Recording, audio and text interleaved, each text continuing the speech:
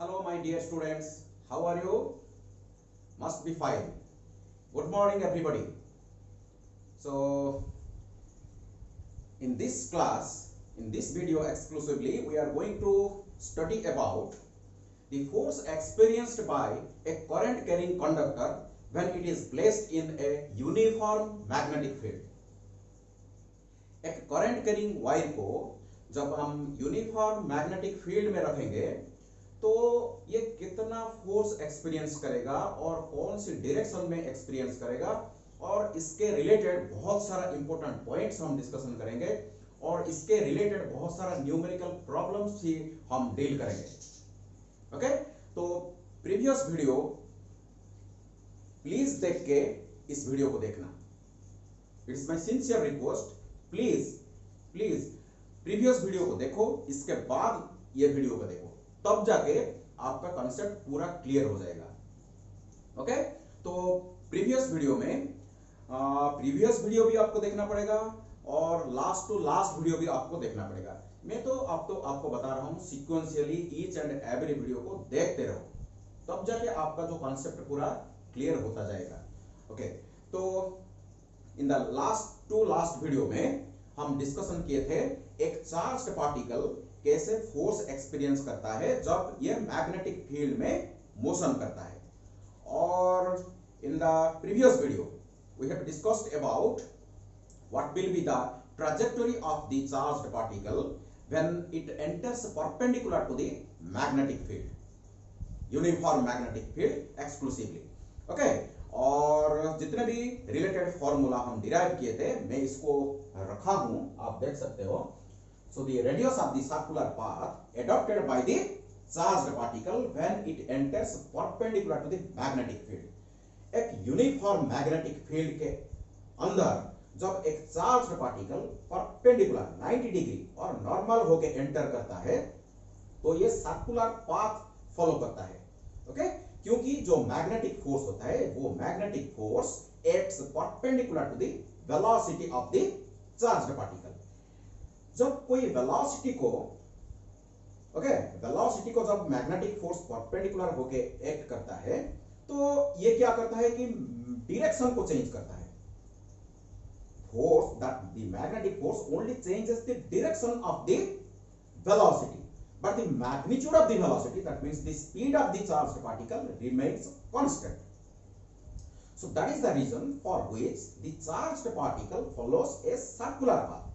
जो circular path follow करेगा, इस circular path का radius का एक्सप्रेशन हम डिराइव कर चुके हैं प्रीवियस वीडियो में। That is equal to mv divided by qb, where m is the mass of the charged particle, v is the velocity with which it is entering perpendicular to the magnetic field, and q is the charge of the charged particle, and v is the magnetic flux density. And these are different forms. This is in terms of momentum of the charged particle, this is in terms of kinetic energy of the charged particle, and this is in terms of the potential difference. Okay, so these are different forms. And the time period of the charged particle, because it follows a uniform circular motion. जब uniform circular motion करेगा तो uniform circular motion is a periodic motion. So periodic motion में the motion repeats itself after a regular interval of time, and that time is nothing but the time period of the uniform circular motion. And इसका expression हम निकाले थे 2 pi m divided by qb, and the reciprocal of time period is nothing but your frequency, the number of rotations completed per unit time, that is qb divided by 2 pi m, time period का reciprocal, and this is your angular frequency, that is qb divided by m. And we have already highlighted that this t time period, frequency, as well as your angular frequency, these three factors, these three physical quantities related to circular motion are independent of radius of the circular path as well as velocity with which the charged particle enters the magnetic field. So ये बहुत important point था। देखो, velocity और radius के ऊपर ये तीनों factor depend नहीं करते। और जब कोई चार्ज्ड पार्टिकल 0 डिग्री नहीं, 180 डिग्री नहीं, 90 डिग्री भी नहीं, क्योंकि 0 डिग्री में एंटर करेगा तो कोई मैग्नेटिक फोर्स नहीं लगेगा, 180 डिग्री में एंटर करेगा तो भी फोर्स नहीं लगेगा। The path of the charge particle will be uniform motion, that is constant velocity में ये ट्रेवल करेगा क्योंकि फोर्स ही नहीं लगेगा। ओके, अगर 90 डिग्री में ट्रेवल करेगा तो सर्कुलर मोशन होगा, अगर 0 डिग्री में नहीं, 180 डिग्री में भी नहीं, 90 डिग्री में भी नहीं, कोई एंगल में अगर मैग्नेटिक फील्ड में एंटर करेगा तो ये किस टाइप का मोशन करेगा। वेलोसिटी को हम दो कंपोनेंट में स्प्लिट किए थे, प्लीज देखो प्रीवियस वीडियो को, मैं अच्छी तरह इसको एक्सप्लेन किया। तो वेलोसिटी को हम क्या किए, एक पैरेलल कंपोनेंट लिया जो मैग्नेटिक फील्ड को पैरेलल, और एक perpendicular component which is perpendicular to the magnetic field. ऐसे ये सपोज वेलोसिटी और ये मैग्नेटिक फील्ड का direction, suppose the particle enters theta, particle enters with velocity v making an angle theta with the magnetic field. We have splitted this velocity component into two components, one along v that is v parallel, okay, which is equal to your v cos theta, and another your perpendicular component that is your v perpendicular is equal to v sin theta. Okay, ये जो v sin theta perpendicular component, okay, makes the particle move in the circular path. ये जो perpendicular component velocity का particle को circular motion कराएगा, and this will provide the magnetic force, provide circular centrifugal force for the circular motion, and this parallel component makes the particle move in straight line path with constant velocity v cos theta. So due to which the motion is a combination of linear motion and circular motion. So the particle will make this type of motion, and this path is nothing but your helical path. The particle will follow a helical path, और इस motion में also ये जो time period, frequency, angular frequency कुछ नहीं change होगा, because these two factors are independent of the velocity of the charged particle, but the radius will be mv sin theta, mv sin theta। ये मेरा perpendicular component आएगा, ये जो mv divide by qb radius का जो expression, इस v के जगह कौन आएगा, ये परपेंडिकुलर कंपोनेंट आ जाएगा। सो mv perpendicular that is your v sin theta divide by qb, and जो पिच होगा, जो linear displacement produced when the particle completes one circular motion, particle जब वन सर्कुलर मोशन कंप्लीट करता है उस वक्त जो जितना इसका लीनियर डिस्प्लेसमेंट होता है, इसको बोलते हैं पिच। सो पिच के लिए जो एक्सप्रेशन हमको चाहिए वो होगा हमारा pitch is equal to v parallel times the time period. So v parallel हो गया मेरा v cos theta, and time period मेरा 2 pi m divide by qb। So ये मेरा डिस्कशन था प्रीवियस क्लास का। सो प्लीज इसको देखो अच्छी तरह, मैं पूरा शुरू से लेकर एंड तक बहुत सारा मैं प्रॉब्लम भी डील किया इसके रिलेटेड। ओके, इसको देखो, और इसके रिलेटेड जो क्लास हमारा आज है इसको हम देखेंगे। एक मिनट,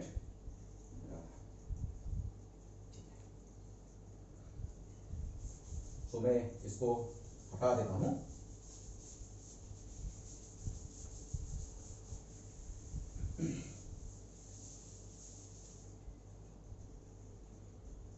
सो आपको याद है जब एक चार्ज पार्टिकल जिसका चार्ज q और enters with velocity v in a magnetic field in which the magnetic flux density is b, then the force experienced by the charged particle will be equal to q times v cross b।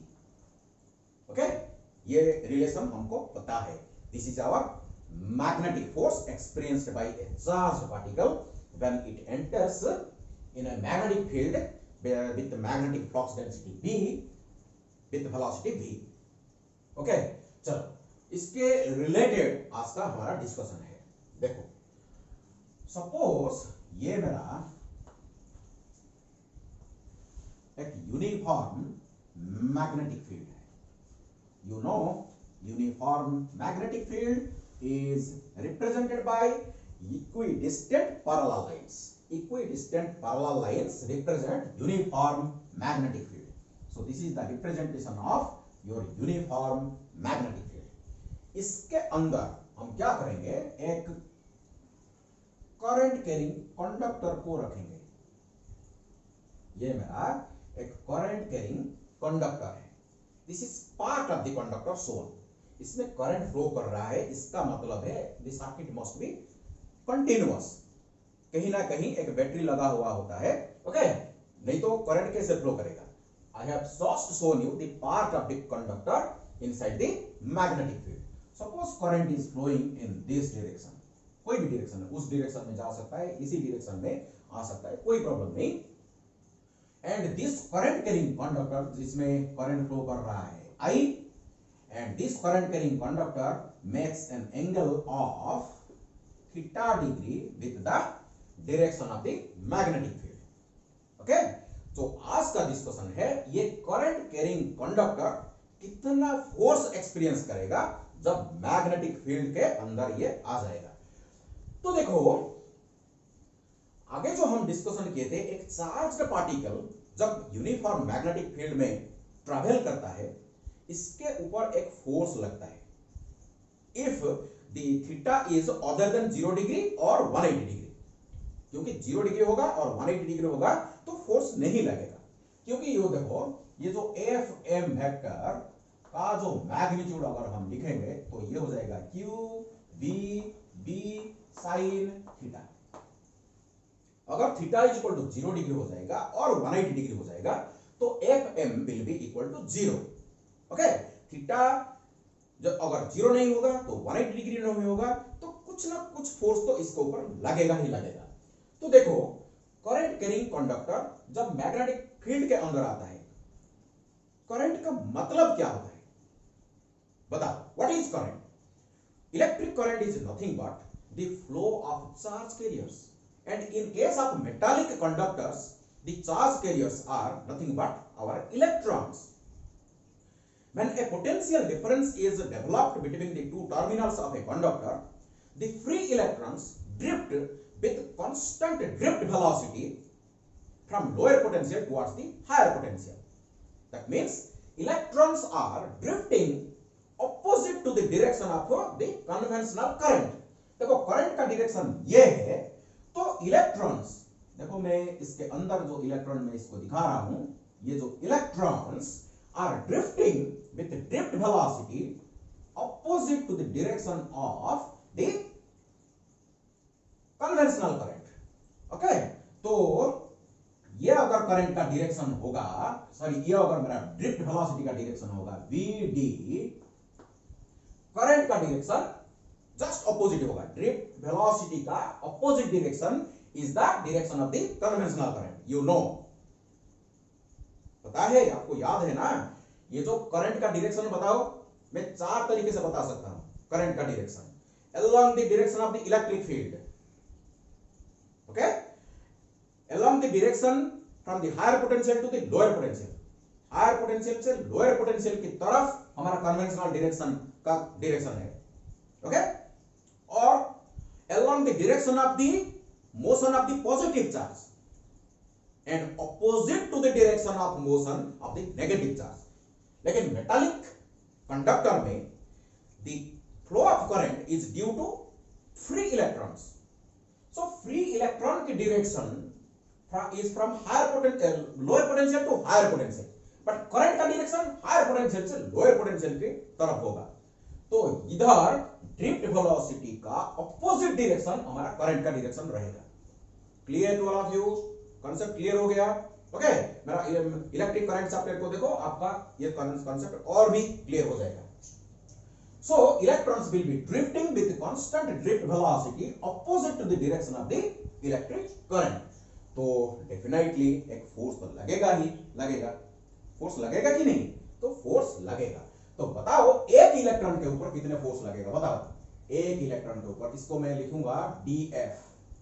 df is the force on one electron okay, inside the conductor. बताओ, ये मेरा formula है, तो minus E Q, Q की जगह कितना लिखूंगा मैं, minus E is the electronic charge times v। what is v? here it is drift velocity, cross b vector. एक इलेक्ट्रॉन के ऊपर इतना फोर्स लगेगा, magnetic force.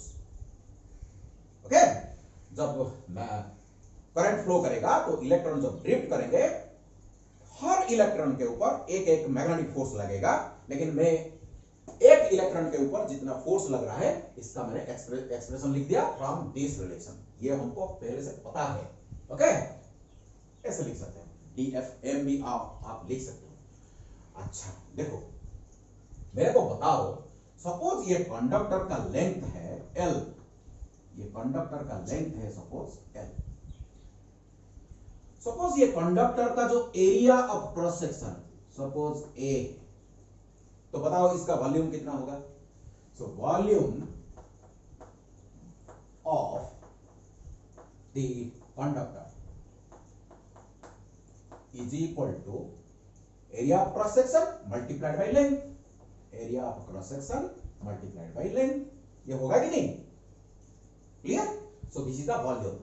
Suppose let n, small n, be the number of free electrons per unit volume, then total number of electron inside the conductor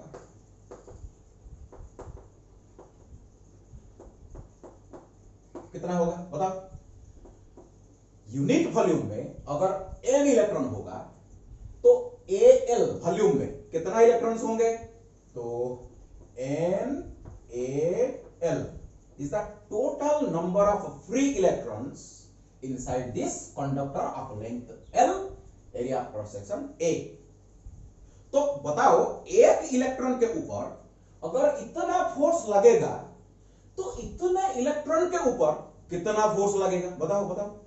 so net force, इसको मैं F लिखूंगा, FM, the total force on this conductor. अगर electron के ऊपर force लगेगा तो conductor के ऊपर भी फोर्स लगेगा ना, क्योंकि ये तो इलेक्ट्रॉन जाके लैटिस के ऊपर हिट करेंगे, कोलाइड करेंगे। ये फोर्स के द्वारा जब लैटिस के ऊपर कोलाइड करेंगे तो कंडक्टर के ऊपर रिजल्टेंट फोर्स आ जाएगा। So that is the resultant force on the current carrying conductor हो जाएगा।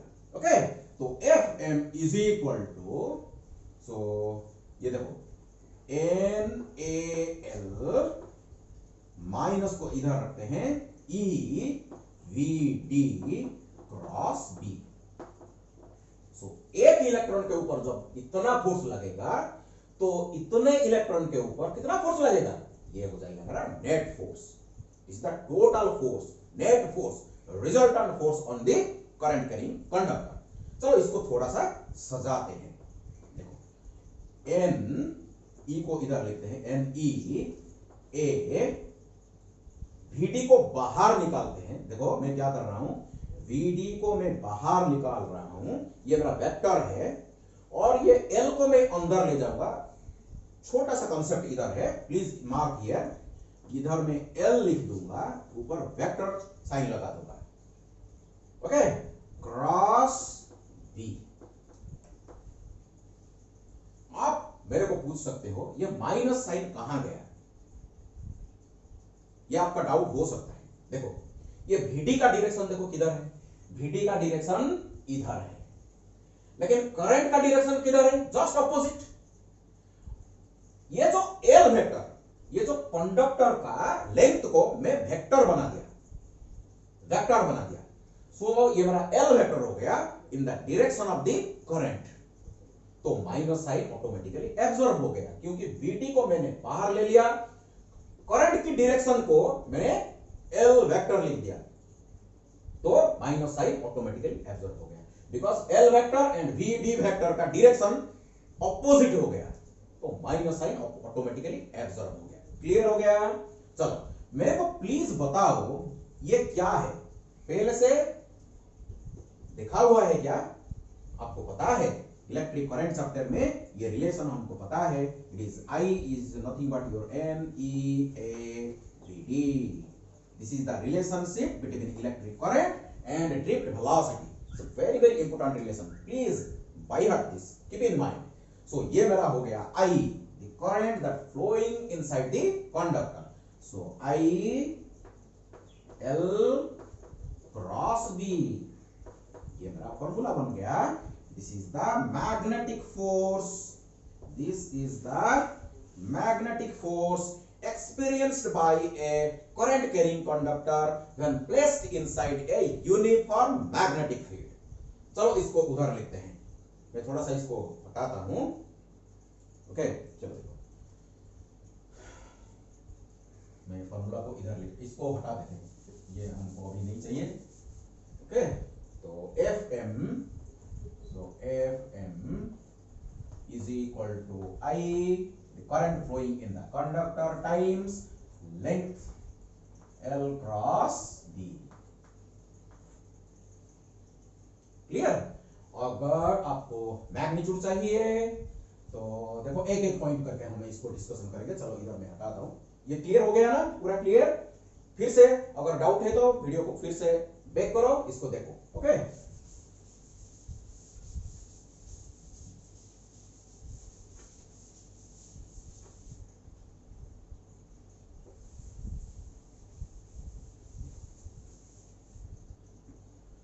सो इसके ऊपर बहुत सारा हम डिस्कशन करने वाले हैं आज। सो नोट नंबर 1, एक नंबर पॉइंट में इसका मैग्नीट्यूड लिखेंगे। सो मैग्नेटिक फोर्स का जो magnitude will be equal to I L B sine theta, where theta is the angle between your L vector and B vector, and you know the direction of L is along the direction of the current. Okay, keep in mind. चलो बहुत सारा discussion है आगे, पूरा clear हो जाएगा concept आपका। देखो यहां हम स्पेशलाइज करेंगे। सपोज ये मेरा मैग्नेटिक फील्ड है, इधर तो आपको पता है अगर थीटा है एंगल तो F is equal to I L B sine theta हो जाएगा। अगर देखो देखो देखो, अगर ये मेरा यूनिफॉर्म मैग्नेटिक फील्ड है, ये मेरा यूनिफॉर्म मैग्नेटिक फील्ड है जिसका magnetic flux density suppose B है, इसमें मैं अगर एक कंडक्टर रखूंगा, ये मेरा कंडक्टर है जिसमें करंट फ्लो कर रहा है I, तो बताओ ऐसी सिचुएशन में थीटा क्या होगा? Theta will be equal to 0 degree. अगर थीटा 0 डिग्री हो जाएगा तो sine 0 will be equal to 0, तो F M will be equal to 0 हो जाएगा। सो कोई भी करंट कैरिंग कंडक्टर को जब मैग्नेटिक फील्ड को पैरेलल करके आप रखोगे तो theta will be equal to 0 and the magnetic force experienced by the current carrying conductor will be equal to 0। Current carrying conductor कोई फोर्स एक्सपीरियंस नहीं करेगा। देखो अगर मैं क्या करूंगा सेकेंड सिचुएशन में अगर वही कंडक्टर को ऐसे रखूंगा लेकिन current will be flowing in opposite direction to that of B, B का डायरेक्शन इधर है लेकिन करंट का डायरेक्शन देखो इधर है, तो here theta is equal to 180 degree, theta is equal to 180 degree because B is in this direction and I is in this direction and I का डायरेक्शन जिधर होगा आपका L का डायरेक्शन भी उधर होगा, तो 180 डिग्री हो जाएगा, तो इधर भी Fm will be equal to 0. That means if the current carrying conductor is kept parallel or anti-parallel to the direction of the magnetic field, the force experienced by the current carrying conductor will be equal to 0. That means ये force experience नहीं करेगा। बताओ और कौन सा situation में force 0 हो सकता है? देखो ये Fm will be equal to 0, देखो एक नंबर कंडीशन में अगर theta is equal to 0 degree होगा, बी सिचुएशन में थीटा इज इक्वल टू अगर 180 डिग्री होगा, थर्ड सिचुएशन में अगर कोई करंट नहीं फ्लो करेगा, अगर करंट जीरो हो जाएगा, करंट अगर जीरो हो जाएगा तो FM will be equal to 0। और फोर्थ सिचुएशन में करंट कैरिंग कंडक्टर अगर मैग्नेटिक फील्ड में नहीं रहेगा, ये वेरी सिंपल बात है। सो अगर मैग्नेटिक फील्ड नहीं होगा तो करंट कैरिंग कंडक्टर के ऊपर कोई फोर्स नहीं आएगा। ओके, ये चारों सिचुएशन में करंट कैरिंग कंडक्टर के ऊपर फोर्स नहीं लगेगा। करंट कैरिंग कंडक्टर ये नहीं हो सकता है क्योंकि करंट कैरिंग कंडक्टर में तो करंट होगा ही होगा। ये I इज इक्वल टू 0 होगा, दैट मींस एक कोई भी कंडक्टर जिसमें करंट फ्लो नहीं कर रहा है, इसको अगर आप मैग्नेटिक फील्ड में रखोगे तो फोर्स नहीं लगेगा। क्लियर? ये चारों सिचुएशन था। चलो आगे बढ़ते हैं। सो नंबर 3 में हम डिस्कशन करेंगे। देखो यहां से एक तो बढ़िया मेथड हमको मिल गया यूनिट के लिए। अगर यहां 3 नंबर पॉइंट में हम डिस्कशन करेंगे, 3 नंबर पॉइंट में unit of B, unit of B भी हमको इधर मिल जाएगा। देखो unit of B will be equal to unit of, देखो यूनिट ऑफ बी, ये साइन थीटा का तो कोई यूनिट नहीं होता है, तो बी का अगर यूनिट चाहिए तो एफएम का यूनिट डिवाइड बाय आई का यूनिट टाइम्स बी का यूनिट, सॉरी एल का यूनिट, एल का यूनिट कि नहीं। तो बी का यूनिट जो होगा FM divide by I L का यूनिट वही होगा।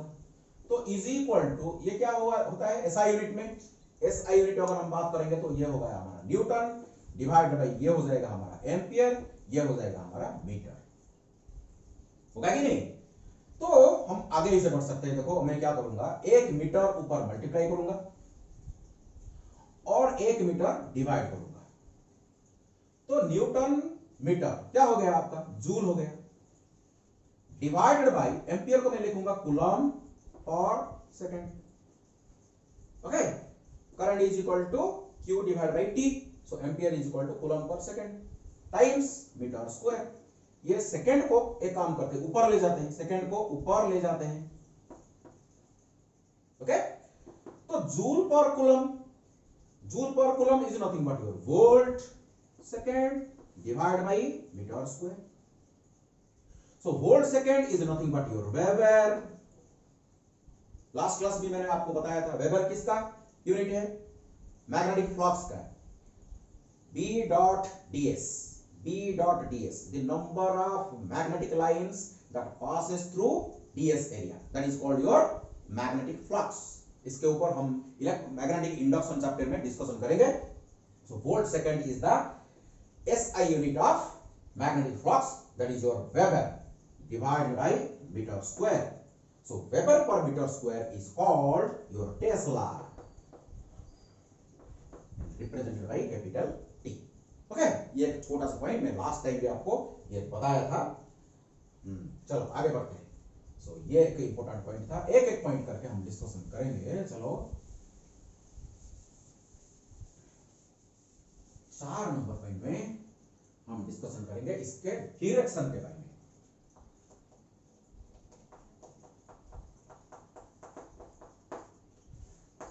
What will be the direction of this magnetic force when a current carrying conductor is placed inside a magnetic field? हाँ, और एक पॉइंट मैंने छोड़ दिया, कब फोर्स मैक्सिमम होगा।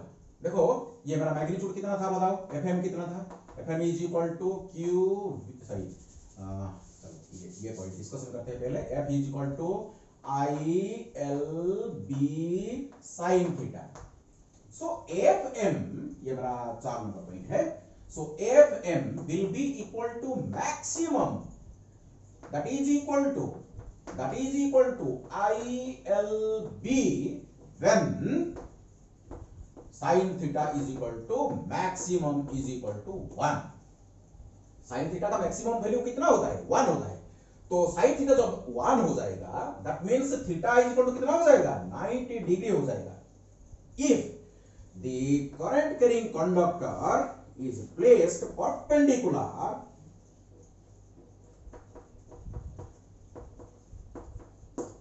if this current carrying conductor is placed perpendicular to the magnetic field, theta is equal to 90 degree हो जाएगा, and this current carrying conductor will experience maximum force, that is equal to ILB. Clear? ILB is the maximum force experienced by a current carrying conductor when placed perpendicular to the magnetic field. ये मेरा एक important point है, इसको चलो याद रखते हैं. चलो 5 नंबर पॉइंट में इसकी डायरेक्शन बारे में डिस्कशन करेंगे. चलो discussion about your direction. 5 number point में डायरेक्शन.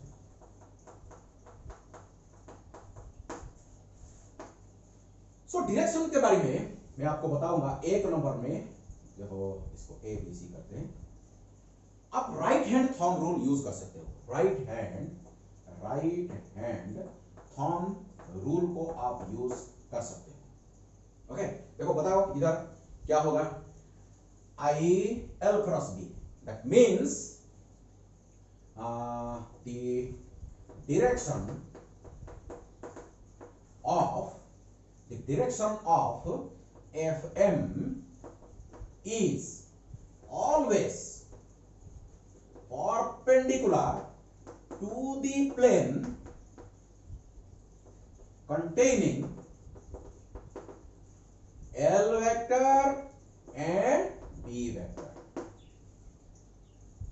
Okay, एक्चुअली इसको L वेक्टर ना बोल के आप ए से भी बोल सकते हो. IDL वेक्टर आप अगर जनरलाइज करो तो देखो, इसको ए से लिखते हैं DF, इसको DL. कोई भी कंडक्टर का किसी भी शेप हो, इसका अगर हम स्मॉल पोर्शन कंसीडर करेंगे तो ये स्ट्रेट लाइन होगा.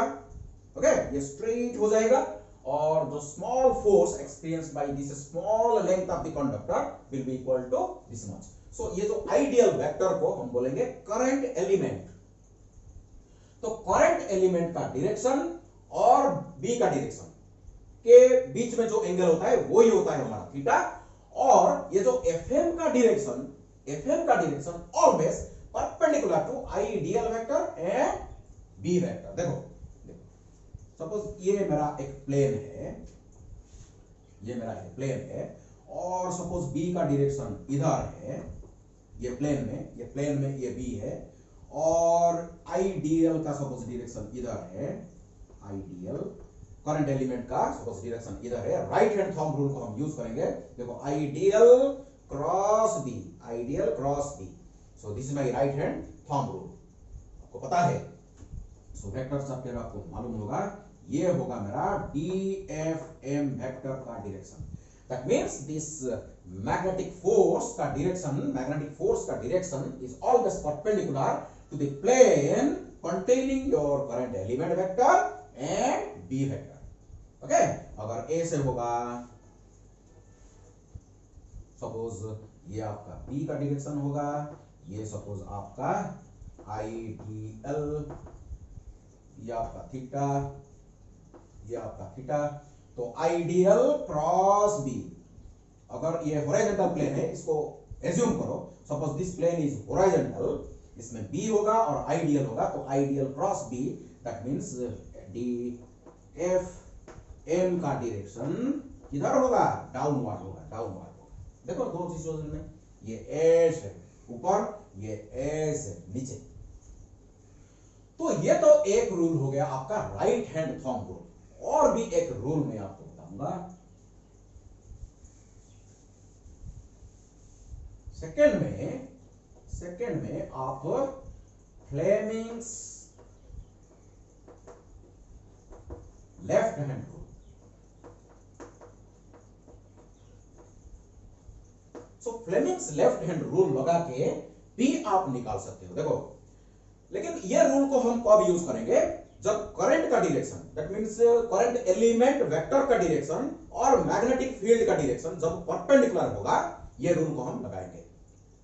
Stretch your forefinger, middle finger and thumb of left hand in such a manner that all are mutually perpendicular to each other. देखो, middle finger is perpendicular to forefinger is perpendicular to thumb, and thumb is also perpendicular to middle finger. each one is perpendicular with any other finger. Okay, in this situation, if the forefinger is pointing towards the magnetic field vector, देखो ये magnetic field की तरफ है,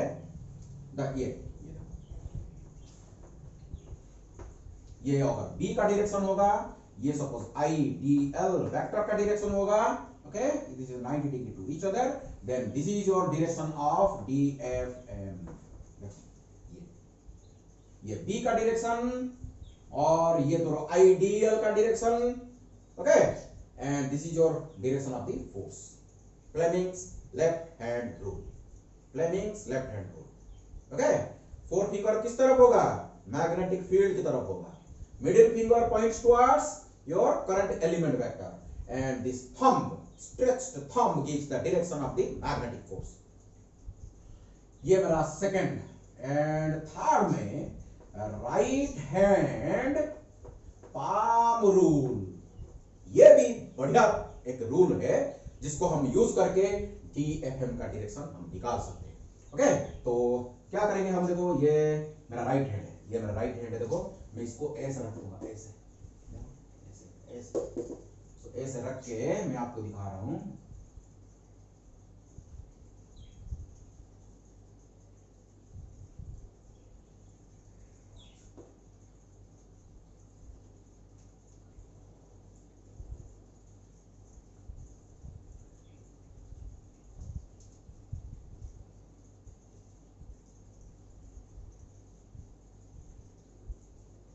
ये आपका right hand है.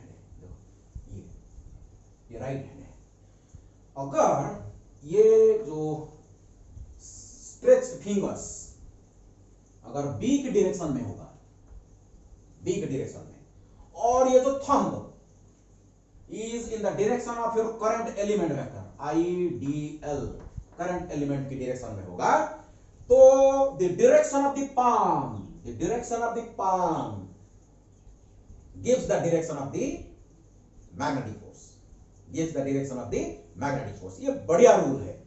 ये instantly use करने से हमको हेल्प करता है. Actually this is perpendicular to board, लेकिन मैं आपको ऐसे दिखाऊंगा. Okay, DFM is perpendicular to the palm. That means along the palm. Clear? चलो देखो. सो इधर भी आप दिखा सकते हो, इसको पाम रूल को यूज करके देख सकते हो. ये भी होगा आपका. ओके, देखो कैसे, ये देखो मैग्नेटिक फील्ड की डायरेक्शन में, और ये देखो करंट एलिमेंट की डायरेक्शन में आपका ये जो पाम का डायरेक्शन आपका मैग्नेटिक फोर्स का डायरेक्शन होगा. क्लियर हो गया? तो कोई भी रूल यूज करो डायरेक्शन ऑफ फोर्स निकालने के लिए. कोई शक, कोई डाउट? ठीक है, चलो आगे बढ़ते हैं. तो तीनों रूल मैंने आपको बता दिया डायरेक्शन निकालने के लिए. तो 6 नंबर पॉइंट में चलो हम डिस्कशन करेंगे और एक इंपोर्टेंट पॉइंट. ओके, 6 नंबर में देखो, नंबर 6 में this FM which is equal to your अगर DFM लिखूंगा कोई बात नहीं, IDL sin theta, IDL B sin theta is independent of R. That is, it is not a function of R. Okay? ये जो FM DFM वेक्टर है, जो magnetic force vector, is not a function of R. That is the reason for which FM, that means DFM, is a non-central force, unlike your gravitational force and electrostatic force. याद करो, आपका जो gravitational force that acts between two massive particles, and that acts along the line joining the two massive particles. And in case of electrostatic force, that also acts along the line joining the two charged particles. That means the force, both the forces, the gravitational force as well as your electrostatic force, depends upon the distance between two charged particles or massive particles. So magnetic force is independent of this R. That is the reason for which it is non-central force. आपको पता है central force क्या होता है? Central force is a force that acts along the line joining the two particles. In case of electrostatic force, that acts along the line joining the two charged particles. And in case of gravitational force, it acts along the line joining the two massive particles. Clear? So, F electrostatic is equal to K Q1 Q2 divided by R square. It is function of R. Gravitational force को याद करो. Gravitational force is also K. That means that is your G. M1 M2 divided by R square. Function of R.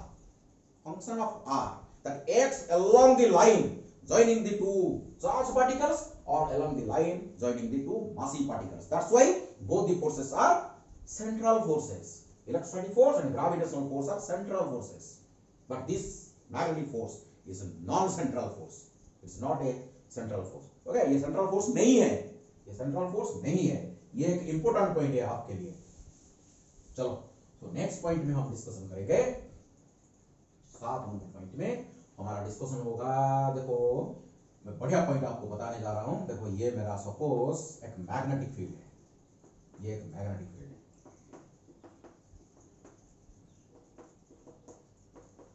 So what does this cross lines represent? That means the direction of magnetic field is into the board, perpendicular to the board but into the board. अगर circle dot होगा तो perpendicular to the board होगा, लेकिन आपकी तरफ होगा. Okay, आपकी तरफ होगा. So here it is the representation of a uniform magnetic field whose direction is into the board. अच्छा, इसमें मैं क्या करूंगा, एक कंडक्टर को रखूंगा. देखो, एक कंडक्टर है इधर.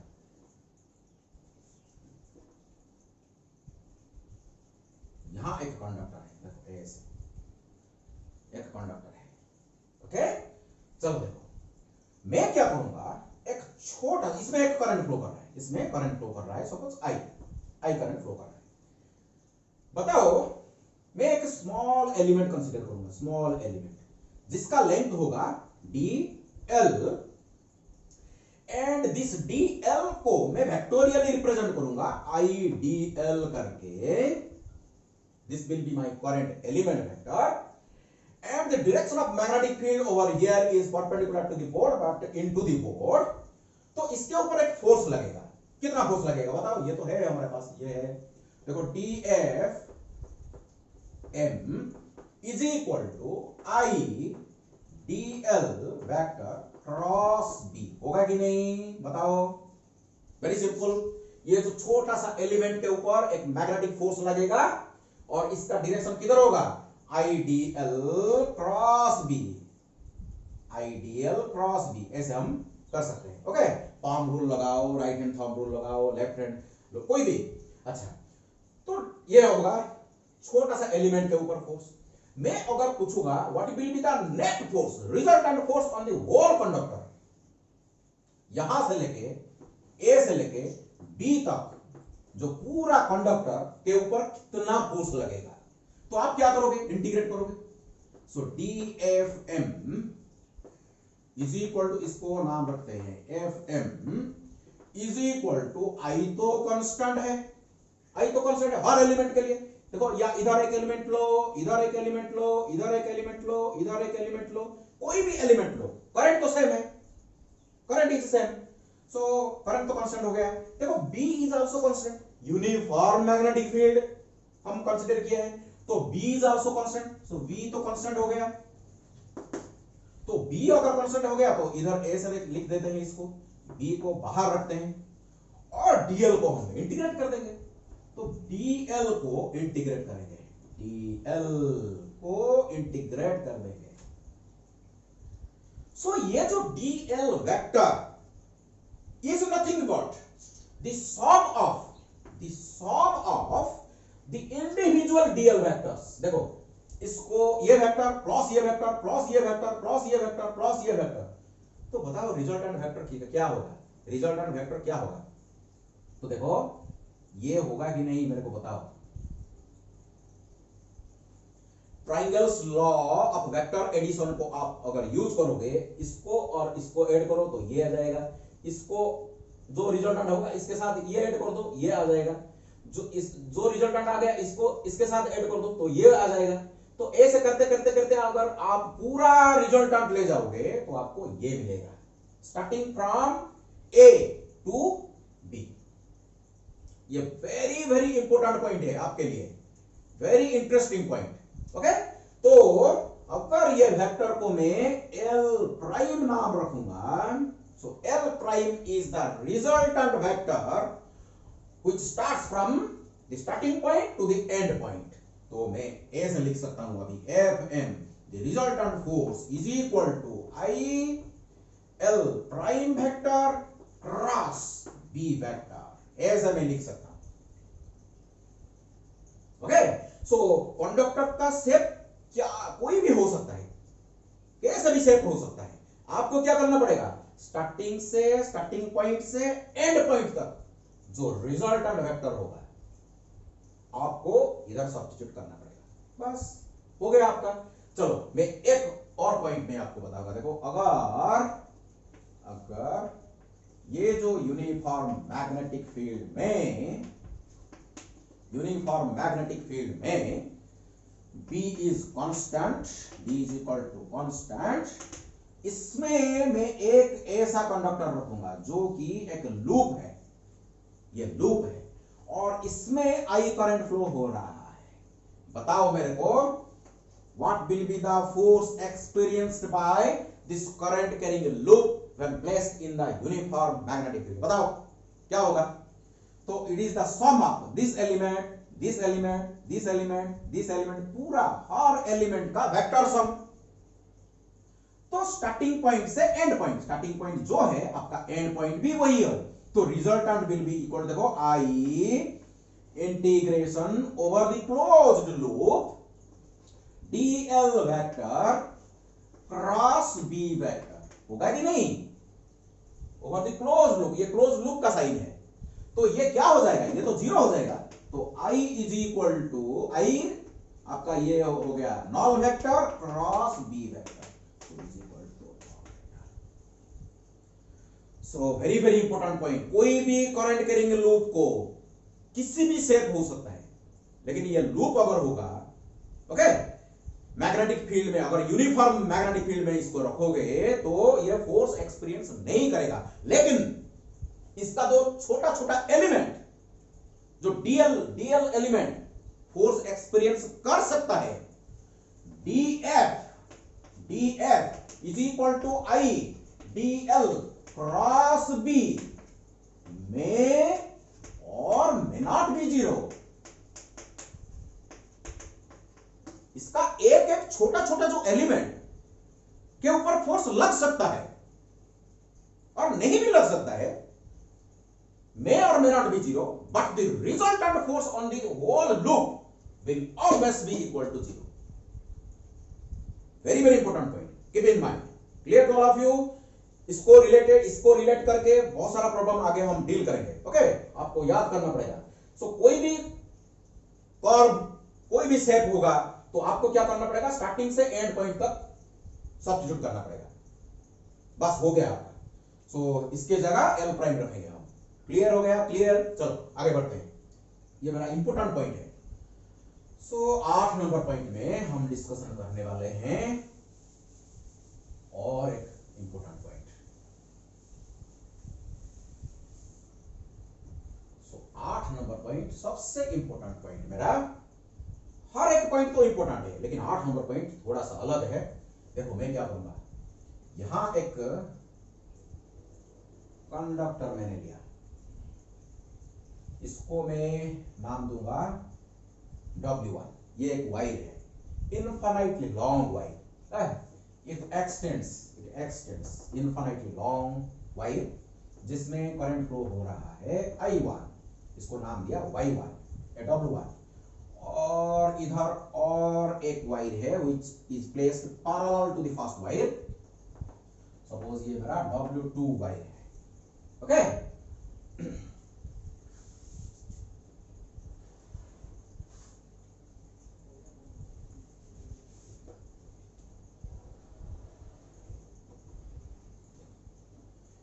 तो इसमें करंट फ्लो हो रहा है I2, इसमें I1 करंट फ्लो हो रहा है एंड इसमें I2 करंट फ्लो हो रहा है। For instance we will consider that the currents are flowing in the same direction. एक मिनट, मैं वीडियो को देख रहा हूं कैसे चल रहा है कि नहीं।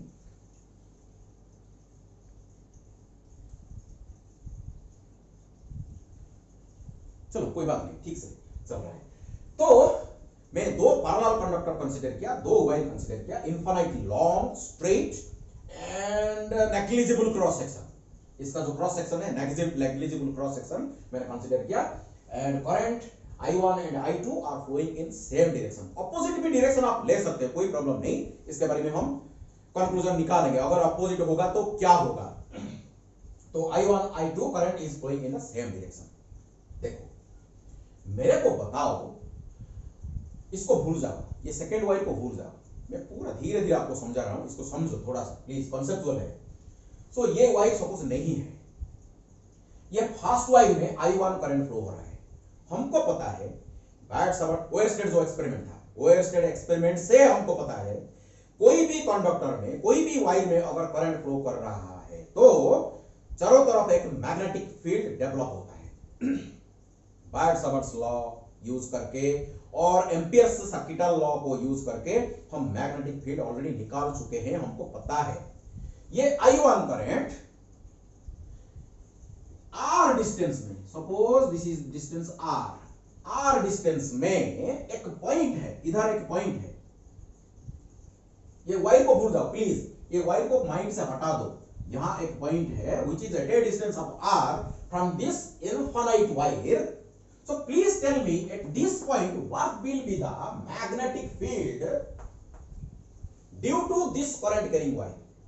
एक्सप्रेशन पता है infinitely long straight conductor का, mu naught I1 divided by 2 pi R।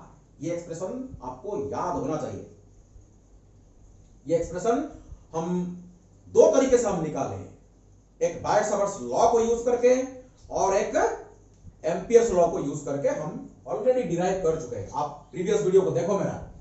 So B the magnetic field that is produced at a distance R from the first wire in which I1 current is flowing। I1 current जो first wire में flow कर रहा है, इसके कारण R distance में जो magnetic field produce हो रहा है that is equal to mu naught I1 divided by 2 pi R। This is the magnitude। Can you tell me the direction? palm rule लगाओ। सो जिस डायरेक्शन में मेरा करंट फ्लो हो रहा है उसी डायरेक्शन में मैं थंब को रखूंगा एंड जहां मेरे को मैग्नेटिक फील्ड का डायरेक्शन चाहिए उस तरफ मेरा ये फिंगर्स होना चाहिए। तो जो direction of the palm gives the direction of the magnetic field. देखो बताओ, तो ये मेरा डायरेक्शन ऑफ द करंट, तो पाम किधर है? Into the board. तो मैं क्या दिखाऊंगा आपको? Circle cross. तो circle cross is the direction of the magnetic field into the board, perpendicular to the board and into the board, और this is the magnitude। Clear हो गया? चलो, तो ये जो मैग्नेटिक फील्ड प्रोड्यूस किया, मैं क्या करूंगा? इधर एक छोटा सा एलिमेंट कंसीडर करूंगा सेकेंड वायर का। ये जो सेकेंड करंट कैरिंग वायर का छोटा सा एलिमेंट जिसका लेंथ है dl और जिसमें I2 करंट फ्लो हो रहा है, तो यह हो जाएगा मेरा current element vector. Okay, and its direction is along the direction of the current in the conductor. Clear? तो अभी मेरे को बताओ, ये मैग्नेटिक फील्ड में, ये जो मैग्नेटिक फील्ड प्रोड्यूस किया, उसी मैग्नेटिक फील्ड में ये जो एलिमेंट है अभी, तो इसके ऊपर तो मैग्नेटिक फोर्स लगेगा ना।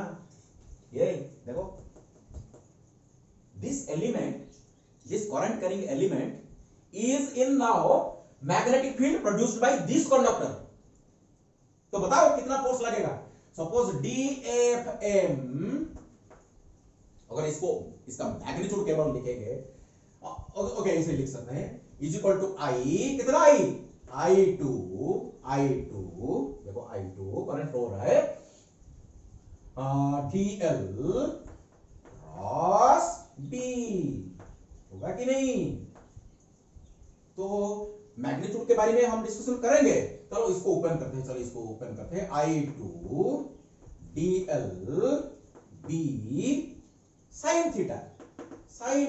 मेरे को बताओ आई टू DL जो करंट एलिमेंट वेक्टर, आपका जो करंट एलिमेंट वेक्टर और B का डायरेक्शन, देखो करंट एलिमेंट वेक्टर कहां है? ऊपर, लेकिन B का डायरेक्शन अंदर, तो कितना हो गया एंगल?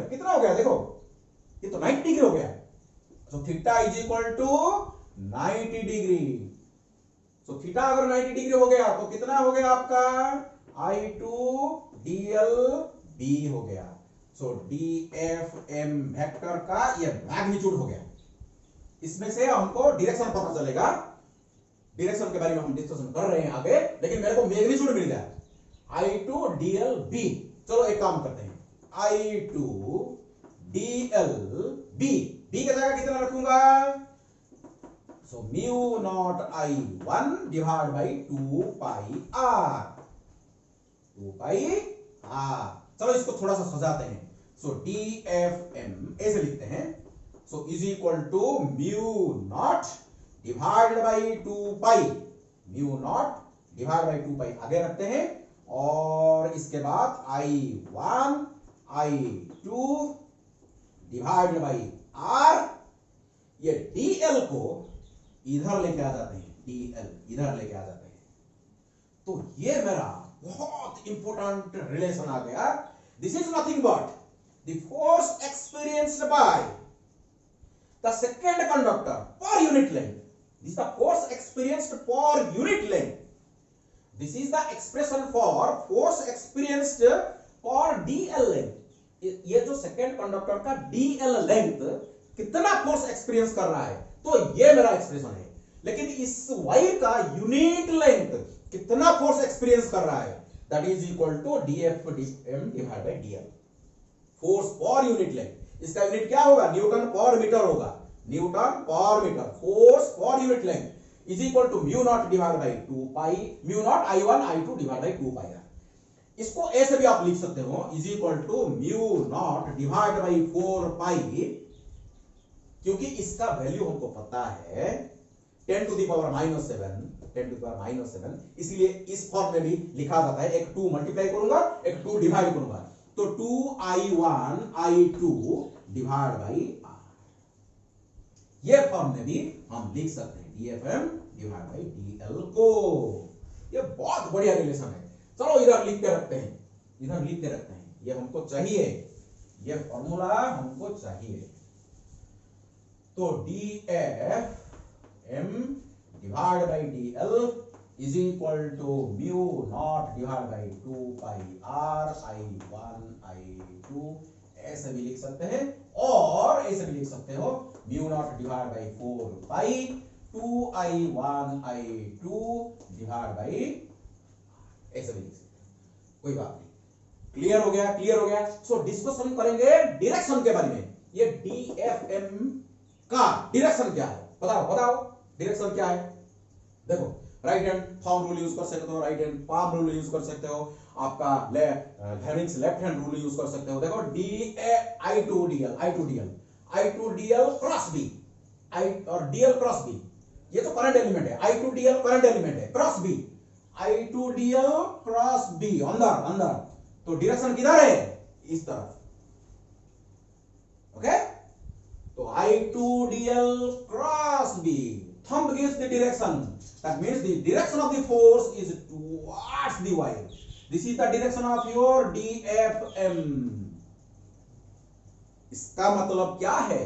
ये जो फास्ट वायर सेकेंड वायर को खींचेगा अपनी तरफ। There will be a force of attraction.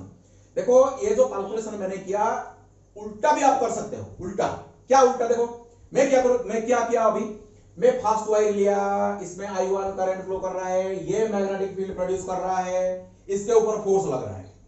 आप उल्टा कर सकते हो। सेकेंड वायर को कंसीडर करो, ये मैग्नेटिक फील्ड का प्रोड्यूस करेगा इधर, और वही मैग्नेटिक फील्ड में ये फास्ट करंट कैरिंग वायर है, इसका डीएल एलिमेंट कंसीडर करो, इसके ऊपर कितना फोर्स लग रहा है कैलकुलेशन करो, आपको वही आंसर मिलने वाला है।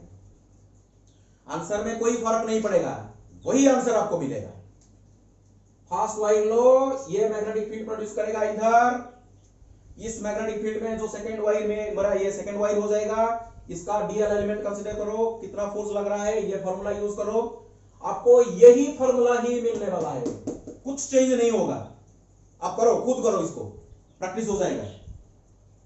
तो ये इसको खींचेगा, ये वायर भी इतना ही फोर्स में उस तरफ खींचेगा, वही फोर्स में खींचेगा। Okay, action reaction pair, action reaction pair.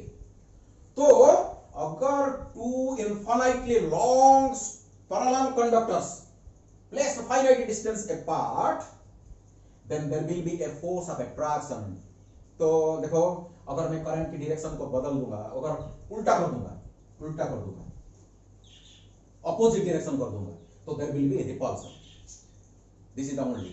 Magnitude is same, magnitude में कोई फर्क नहीं होगा, लेकिन अगर करंट ऑपोजिट डायरेक्शन में फ्लो करेगा तो the force will be repulsion, दोनों वायर रिपेल करेंगे, द फोर्स विल बी बाहर हो जाएगा।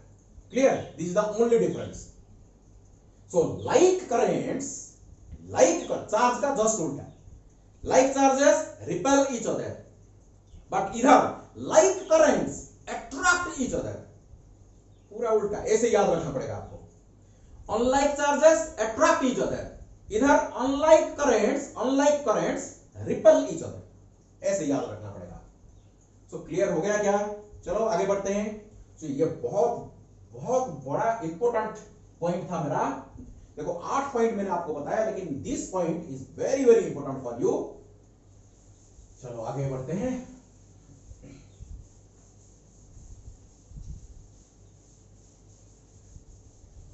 इसको रिलेट करके हम डिफाइन करेंगे 9 नंबर पॉइंट में ampere. The SI unit of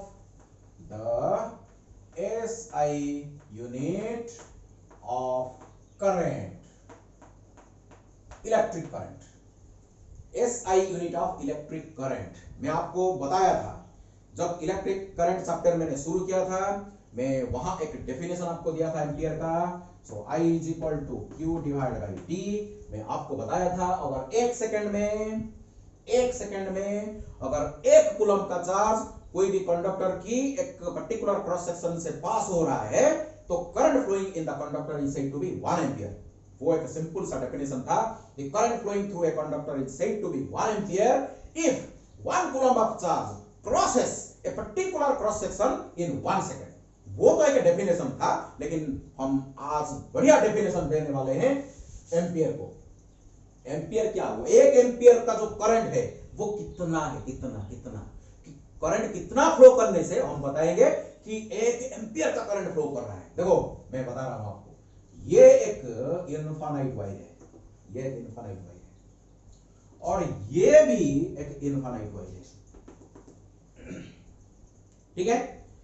तो इसमें ये मेरा फर्स्ट वायर है W1, ये मेरा W2 सेकंड वायर है। फर्स्ट वायर में जितना करंट फ्लो कर रहा है, सेकेंड वायर में उतना ही करंट फ्लो कर रहा है। That means I1 is equal to I2,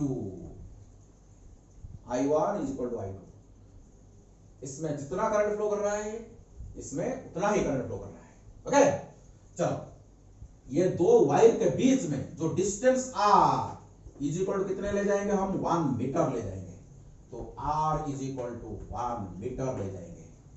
और the characteristics of both the wires are both are infinitely long and negligible cross section kept parallel to each other,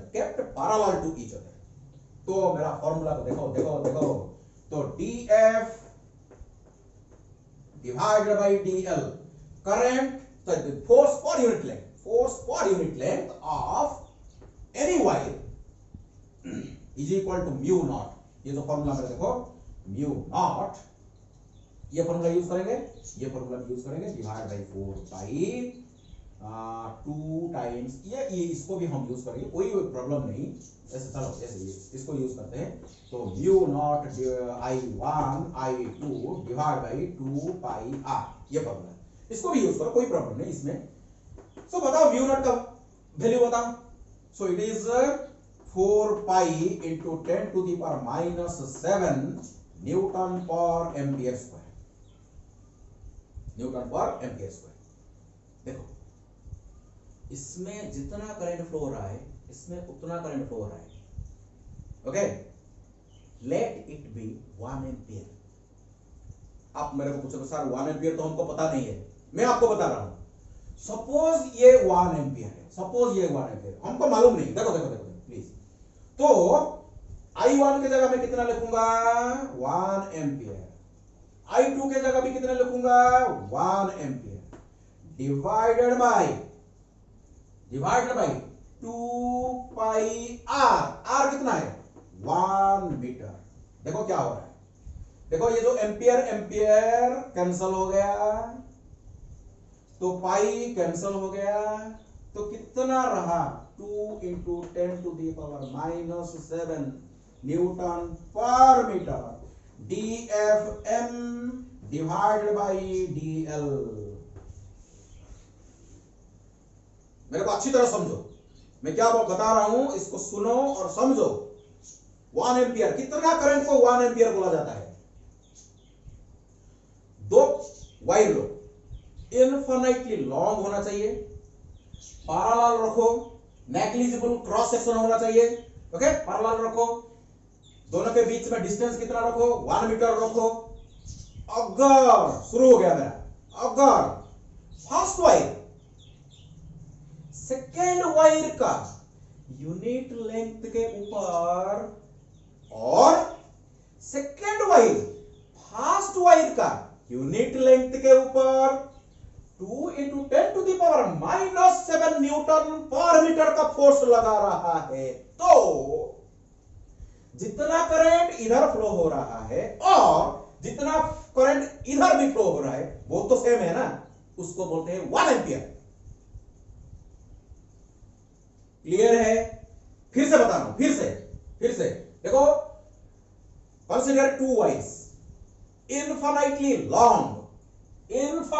long, negligible cross section, placed 1 meter apart, parallel to each other. If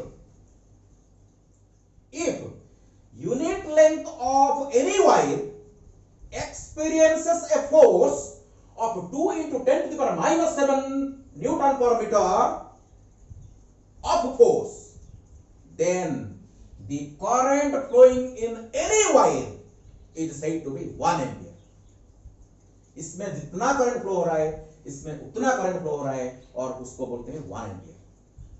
इसका मतलब हम देखो उल्टा बोलेंगे। देखो इसमें एक काम करो, एक वायर लो और एक वायर लो, 1 मीटर के दूरी में रखो, इसमें 1 एम्पियर का करंट फ्लो कर दो, इसमें 1 एम्पियर का करंट फ्लो कर दो। ये वायर का यूनिट लेंथ के ऊपर और ये वायर का यूनिट लेंथ के ऊपर 2 इंटू 10 पर माइनस 7 न्यूटन पर मीटर का फोर्स लगाएगा। क्लियर हो गया 1 एम्पियर का डेफिनेशन? 1 एम्पियर इसको बोला जाता है। This is the proper definition, real definition. SI जो यूनिट हमारा है, international system of D units, ये जो हमारा जो सिस्टम है, इस सिस्टम में जो एम्पियर को डिफाइन किया गया, जो हमारा 7 फंडामेंटल क्वांटिटीज है, out of 7 fundamental quantities you know electric current is one among them and 1 ampere is defined like this. This is the real definition of 1 ampere. Okay, so चलो आगे बढ़ते हैं। Definition of 1 ampere.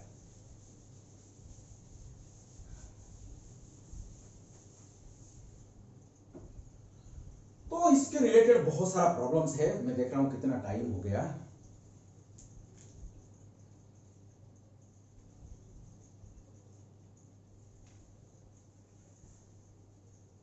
Okay, so 1 our से ज्यादा हो गया। सो इसको और लंबा नहीं करेंगे क्योंकि अपलोड करना मुश्किल हो रहा है। तो मैं नेक्स्ट वीडियो में, मेरा नेक्स्ट वीडियो को प्लीज देखना। ये जो कॉन्सेप्ट मैंने आपको आज दिया, इसके रिलेटेड बहुत सारा न्यूमेरिकल प्रॉब्लम्स, और पिछले भी जो मेरा वीडियो है मैं बहुत सारा प्रॉब्लम्स नहीं कर पाया क्योंकि वीडियो लंबा हो गया। तो motion of the charge particle in a magnetic field और current carrying conductor in a magnetic field, ये दोनों का रिलेट करके मैं बहुत सारा प्रॉब्लम, ओनली प्रॉब्लम का एक वीडियो अपलोड करूंगा। ओनली प्रॉब्लम का एक वीडियो अपलोड करूंगा। प्लीज इसको देखो क्योंकि ऑलरेडी 1 आवर एबोव हो गया है। सो thank you all. So keep watching. अगर अच्छा लग रहा है वीडियो, अगर अच्छा लग रहा है, मेरा पढ़ाई आपको अगर समझ में आ रहा है, प्लीज सब्सक्राइब करो, लाइक करो और शेयर भी करो फ्रेंड्स के साथ। ओके, ये this is the free education I am providing to you in the time of this lockdown period. So thank you all. हमारा रिलेशनशिप ऐसे बढ़ता रहे और God bless you. Keep safe.